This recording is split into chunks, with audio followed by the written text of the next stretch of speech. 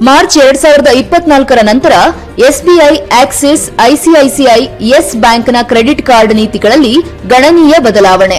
ಭಾರತದ ಪ್ರಮುಖ ಬ್ಯಾಂಕ್ಗಳಾದ SBI, ICICI Bank, Axis Bank ಮತ್ತು ಯೆಸ್ ಬ್ಯಾಂಕ್ ಇತ್ತೀಚೆಗೆ ತಮ್ಮ ಕ್ರೆಡಿಟ್ ಕಾರ್ಡ್ ನೀತಿಗಳಿಗೆ ಮಾರ್ಪಾಡುಗಳನ್ನು ಘೋಷಿಸಿವೆ. ಈ ಬದಲಾವಣೆಗಳು ಶುಲ್ಕಗಳು ಮತ್ತು ಅರ್ಹತಾ ಅವಶ್ಯಕತೆಗಳ ಮೇಲೆ ಪರಿಣಾಮ ಬೀರಲಿವೆ. ಹೊಸ ಮಾರ್ಗಸೂಚಿಗಳ ಪ್ರಕಾರ ಬ್ಯಾಂಕ್ಗಳು ಅಥವಾ ಎನ್ಬಿಎಫ್ಸಿಗಳು American Express, Mastercard Asia, Diners Club ಮತ್ತು ರುಪೇನಂತಹ ಯಾವುದೇ ಕಾರ್ಡ್ ನೆಟ್ವರ್ಕ್ಗಳೊಂದಿಗೆ ವಿಶೇಷ ವ್ಯವಸ್ಥೆಗಳು ಅಥವಾ ಒಪ್ಪಂದಗಳನ್ನು ಮಾಡಿಕೊಳ್ಳಬಾರದು ಎಂದು ಆರ್ಬಿಐ ಸ್ಪಷ್ಟಪಡಿಸಿದೆ. ಅಲ್ಲದೆ ಕಾರ್ಡ್ ವಿತರಿಸುವ ಬ್ಯಾಂಕ್ಗಳು ಮತ್ತು ಎನ್ಬಿಎಫ್ಸಿಗಳಿಗೆ ಗ್ರಾಹಕರು ಯಾವ ನೆಟ್ವರ್ಕ್ ಕಾರ್ಡ್ ಪಡೆಯಲು ಬಯಸುತ್ತಾರೆ ಎಂಬ ಆಯ್ಕೆಯನ್ನ ನೀಡುವಂತೆ ಸೂಚನೆ ನೀಡಿದೆ.